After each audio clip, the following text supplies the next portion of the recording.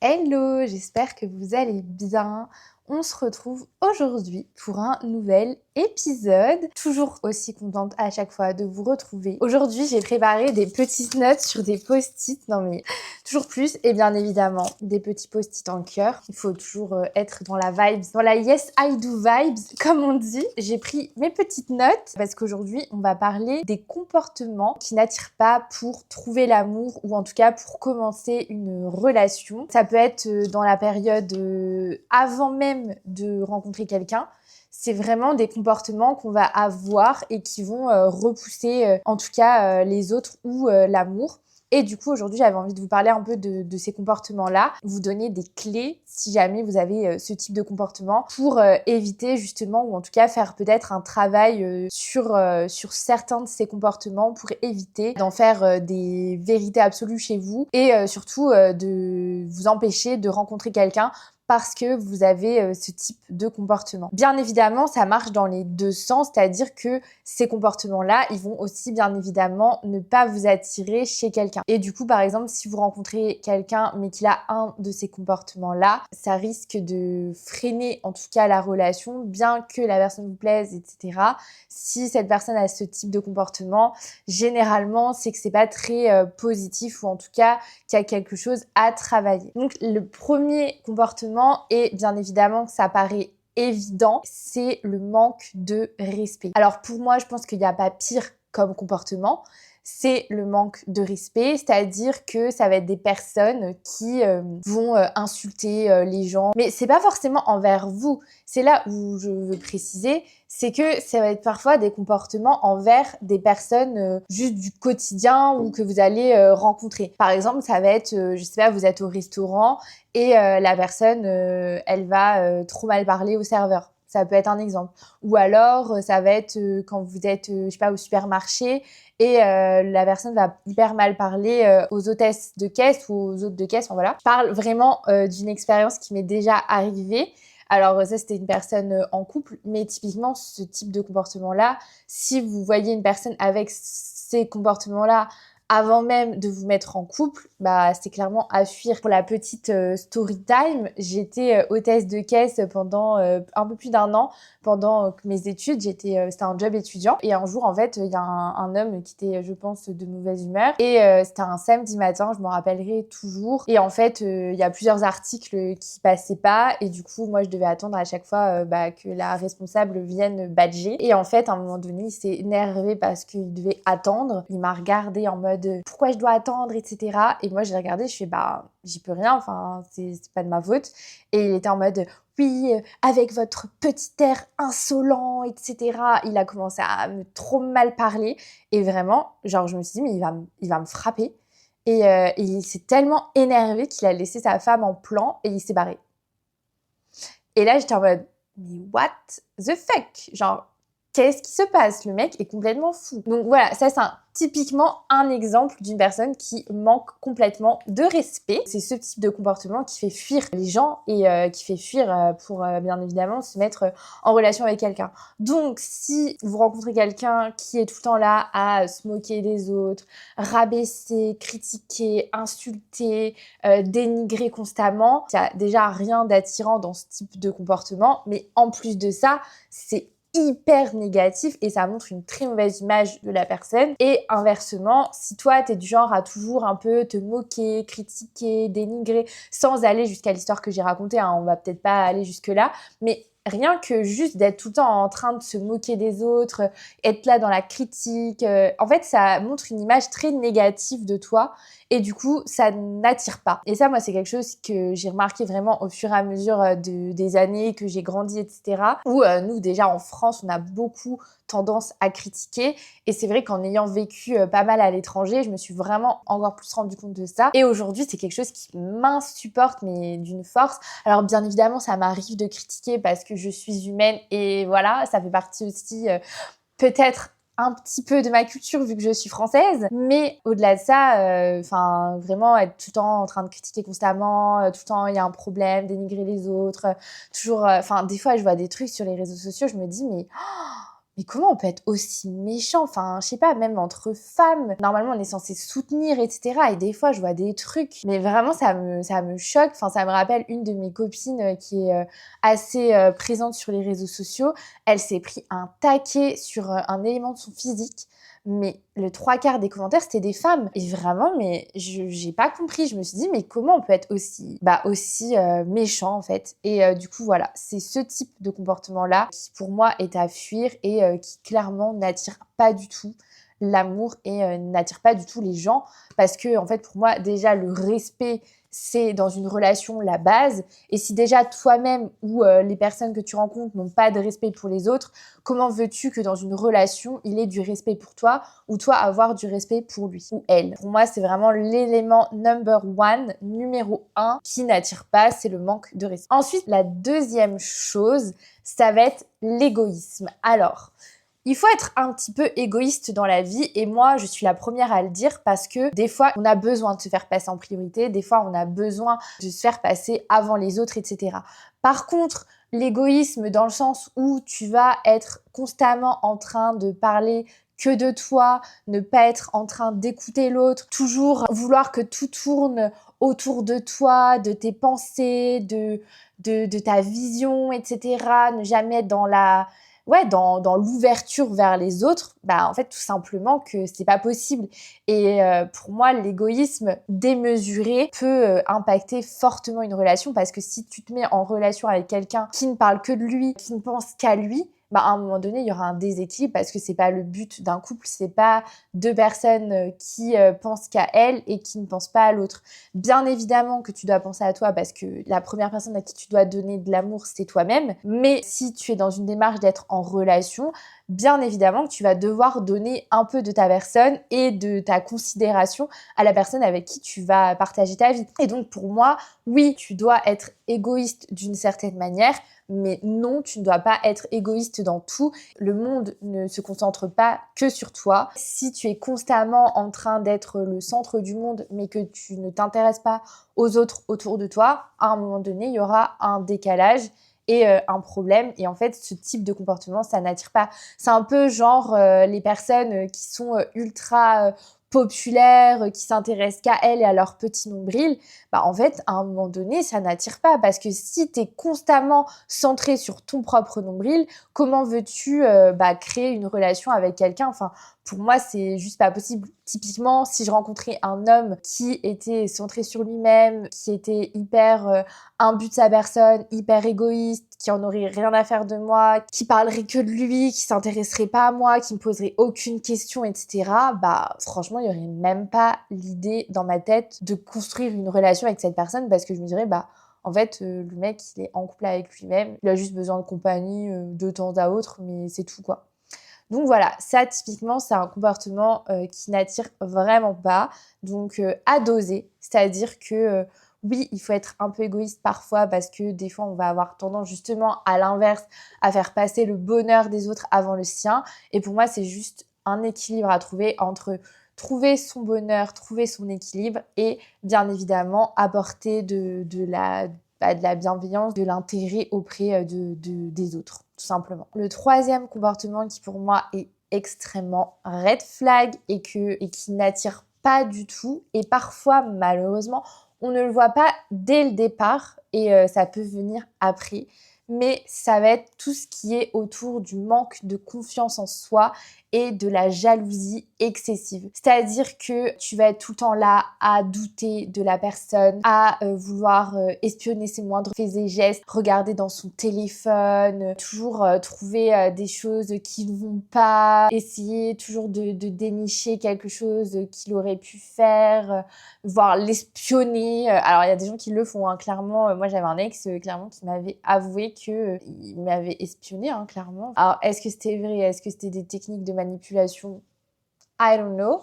Mais en tout cas, bref, c'était un comportement ultra toxique tout simplement. Mais voilà, et de vouloir contrôler l'autre. Alors là, ça va être par exemple de dire j'aime pas que tu mettes ça, ou de critiquer tes amis, ou de commencer à dire ah non, j'ai pas envie que tu sortes à tel endroit, etc. Enfin voilà, tout ce qui est toxic trait va là-dedans. Donc ça veut dire que généralement, les personnes qui ont ce type de comportement, c'est des personnes qui n'ont pas confiance en elles. Et en fait, malheureusement, ça implique que du fait qu'elles n'ont pas confiance en elles, elles vont croire, ou en tout cas, elles vont tout faire pour contrôler ta vie, contrôler tes moindres faits et gestes, être toujours là constamment à espionner ce que tu fais, etc. Et franchement, en fait, c'est juste pas... C'est invivable, que ce soit pour la personne qui est comme ça et pour la personne qui vit ça au quotidien. C'est impossible en fait, et ça n'attire pas du tout. Enfin, pour moi, typiquement, quelqu'un qui va me faire des crises de jalousie constamment, clairement, je l'ai vécu, qu'on me faisait des crises de jalousie pour des trucs mais complètement hallucinants. En fait, au bout d'un moment, tu pètes un plomb. Alors, bien évidemment, je dis pas qu'on peut pas faire de crise de jalousie. Je dis pas qu'on peut pas être jaloux, parce qu'il y a des moments, peut-être qu'on va avoir des situations qui font qu'on va être jaloux. Par contre, il y a jalousie et jalousie excessive. J'en ai déjà parlé, d'ailleurs, j'en ai fait un épisode sur la jalousie. En fait, c'est un comportement à l'excès qui peut être vraiment destructeur, tout simplement. Ça peut détruire ta propre vie si c'est toi qui es jalouse maladive, par exemple. Et inversement, ça peut détruire ta vie si tu es avec quelqu'un qui est jaloux maladif. Parce que, en fait, tu vas pouvoir rien faire. Le moindre fait et geste que tu vas faire, ça va être une catastrophe. Enfin, moi, je me rappelle dans ma relation avec la personne qui était hyper jalouse, dès que je devais faire quelque chose, c'était un drama, mais pas possible. Dès que j'allais m'habiller d'une certaine manière, drama. En fait, c'était constamment des dramas. Des fois, je me réveillais la nuit et je me rendais compte qu'il avait fouillé dans mon téléphone. J'avais même installé, quand même, on en est là, j'avais installé une application sur mon téléphone pour me dire que quelqu'un avait fouillé mon téléphone. Genre, j'étais arrivée à ce stade-là, alors que j'avais rien à cacher. Mais juste parce que je ne voulais pas qu'on aille lire mes conversations, que ce soit avec ma famille, avec mes amis, parce qu'on a bien sûr le droit d'avoir son jardin secret, et ça, je le défendrai toujours, que j'avais installé cette application, enfin ce truc-là qui m'envoyait des notifs dès que la personne allait regarder dans mon téléphone. Et c'était arrivé, j'avais changé je sais pas combien de fois de code de téléphone, enfin vraiment, ça devenait grave. Donc, si jamais on rencontre une personne qui est comme ça, franchement, c'est à fuir. Et si on se rend compte pendant la relation que la personne est comme ça, il y a deux options. Moi, clairement, l'option, c'était l'option 1, c'était de me séparer. Mais l'option 2, c'est si la personne, elle est prête à faire un travail sur elle-même, lui dire écoute, c'est soit tu vas te faire soigner parce que c'est limite une maladie, ça devient une obsession après, la jalousie maladive, clairement on le dit, soit tu te fais accompagner pour traiter ça, soit c'est terminé. Enfin, honnêtement, on peut pas vivre avec une personne jalouse maladive, c'est pas possible. Après, je dis pas, moi ça m'est déjà arrivé de fouiller dans le téléphone d'un de mes ex. D'ailleurs, ça avait été assez concluant parce que j'avais trouvé quelques messages pas ouf, mais voilà, j'étais jeune, j'avais genre 18 ans, donc c'était mon premier copain, voilà, j'avais des soupçons, ils se sont avérés vrais, mais voilà. Mais je pense que oui, on peut fouiller dans un téléphone à partir du moment où on a des soupçons sur quelque chose. Alors, je suis pas en train de défendre le fait de fouiller dans un téléphone, pas du tout, mais à partir du moment où t'as vraiment des soupçons, que la personne a des comportements hyper bizarres, etc., moi, je peux comprendre, et franchement, je peux comprendre complètement qu'on aille regarder.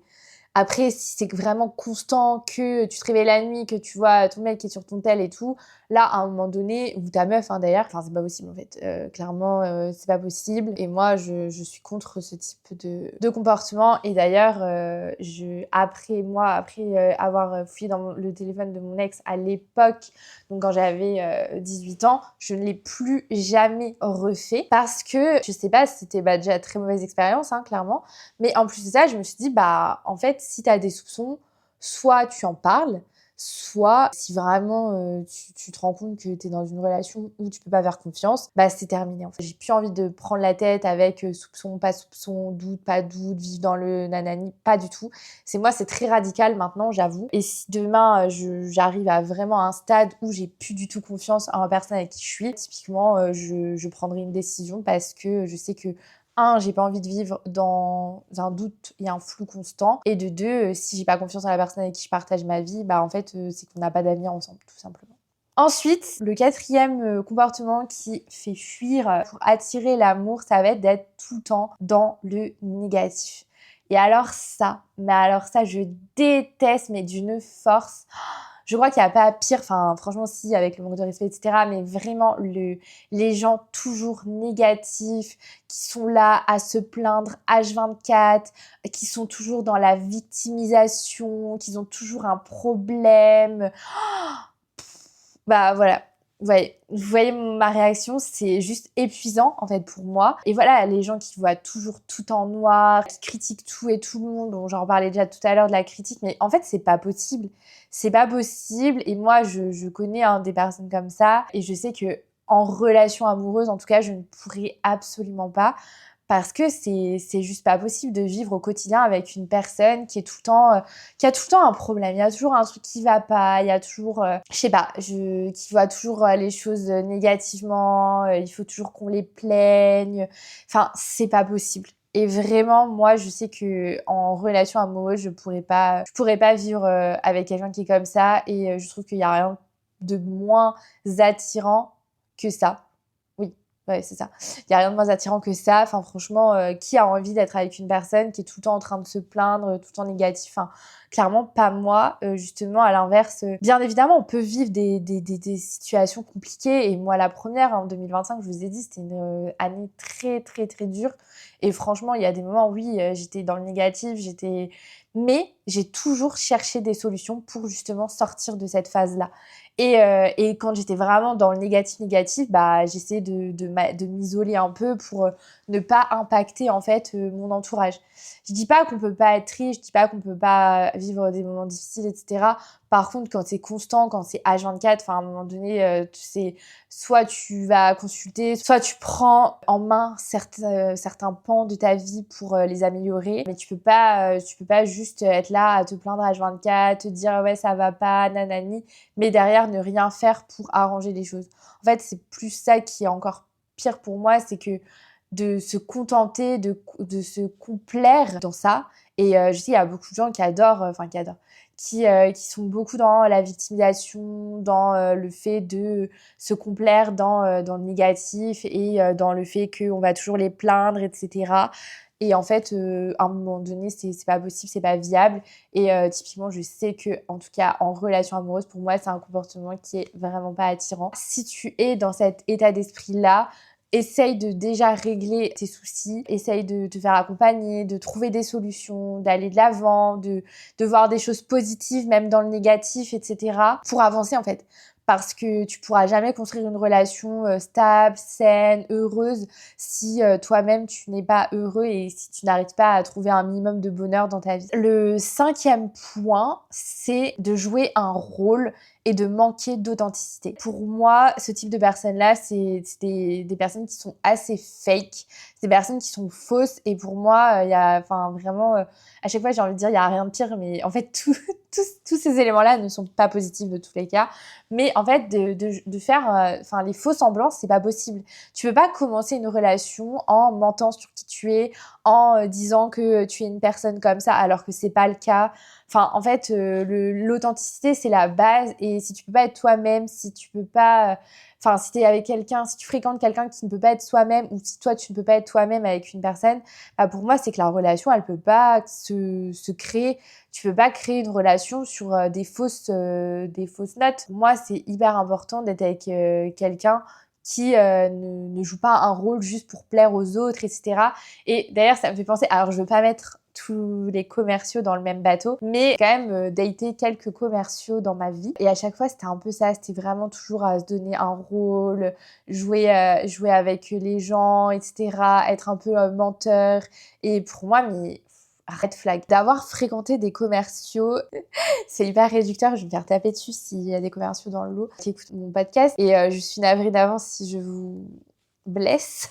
Mais en tout cas, moi, le peu que j'ai fréquenté, à chaque fois, c'était des beaux parleurs. Et des beaux parleurs qui enrobent la vérité pour te plaire, etc. Puis au bout d'un moment, en fait, tu découvres que bah c'est pas forcément vrai, etc. Et en fait, je trouve qu'il y a rien de pire que de découvrir que la personne que tu fréquentes n'est pas honnête et n'est pas... Enfin, en fait, on en revient aussi au côté honnêteté qui, pour moi, est la base d'une relation. Si tu peux pas avoir confiance, si la personne n'est pas honnête, comment veux-tu construire encore une fois une relation saine et durable si déjà de base tu peux pas faire confiance à la personne? Et en fait, même des petits mensonges, pour moi c'est pas possible. Pour moi, le mensonge c'est une trahison, et si tu me mens, ça veut dire que je peux pas te faire confiance et que tu me trahis, et en fait je vais avoir ce sentiment de trahison. Du coup c'est pas possible. C'est comme j'ai jamais fait d'épisode là-dessus sur la tromperie, mais moi je sais que je pourrais jamais pardonner la tromperie, dans le sens où pour moi c'est un mensonge et c'est une trahison, et en fait pour moi c'est juste impardonnable. Mais ça c'est encore un autre sujet. D'ailleurs, dites-moi si ça vous intéresse que je fasse un épisode sur la tromperie, parce que c'est très important, je pense, d'avoir plusieurs avis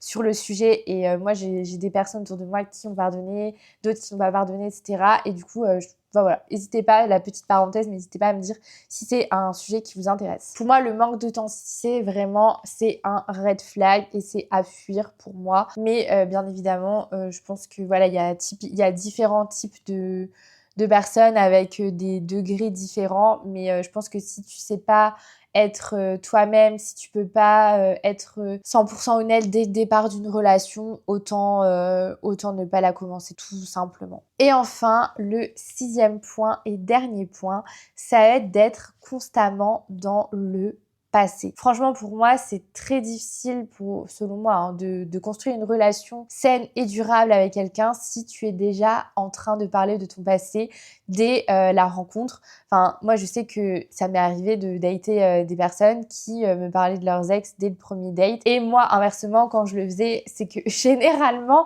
j'étais pas encore passée à autre chose. Et pour moi, ouais, c'est le signe que si tu parles de ton passé, de tes ex dès les premiers rendez-vous, comment dire? C'est possible que tu sois passé à autre chose et juste que tu parles de ton ex, mais c'est quand même étrange, je trouve, d'aborder le sujet de son ex dès le départ d'une relation. Enfin, en fait, t'as pas envie, quand tu rencontres quelqu'un, de connaître son passé, de savoir ce qu'il a vécu, etc. Oui, ça pourra venir plus tard, parce que je pense que le passé est important pour comprendre certaines fois des comportements, typiquement la jalousie ou la peur du rejet, de l'abandon, etc. Ça peut être des sujets qui sont abordés par rapport à ces thématiques-là, parce qu'on a besoin de comprendre pourquoi la personne elle réagit de cette manière, etc. Mais si dès le départ de ta relation, que tu rencontres quelqu'un qui est déjà en train de parler de son passé, en fait c'est pas attirant. C'est clairement pas attirant, parce que tu vas dire ok, donc est-ce qu'il est pas passé à autre chose? Est-ce que il pense encore à elle ou lui? Est-ce que il va me comparer à la personne d'avant, etc.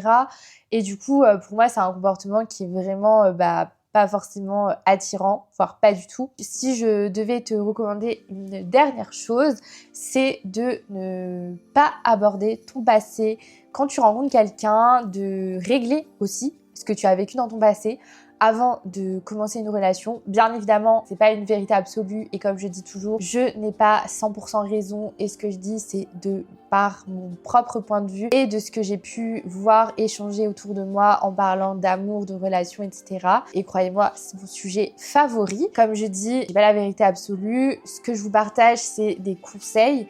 Mais après, bien évidemment, vous faites ce que vous voulez de mes conseils. Mais en tout cas, de par mon expérience et de par ce que j'ai pu voir autour de moi, je sais que ces conseils-là, ils sont quand même utiles, surtout quand on débute une relation. Et d'ailleurs, c'est en lien avec l'épisode de la semaine dernière, comment bien débuter une relation amoureuse. Et bien là, je vous partage les comportements qui font fuir, ou en tout cas qui n'attirent pas, pour débuter, ou en tout cas pour construire une relation saine et durable. Sur ce, j'espère que cet épisode vous a plu. Je vous fais des gros bisous et je vous dis à très vite dans un nouvel épisode. Des bisous!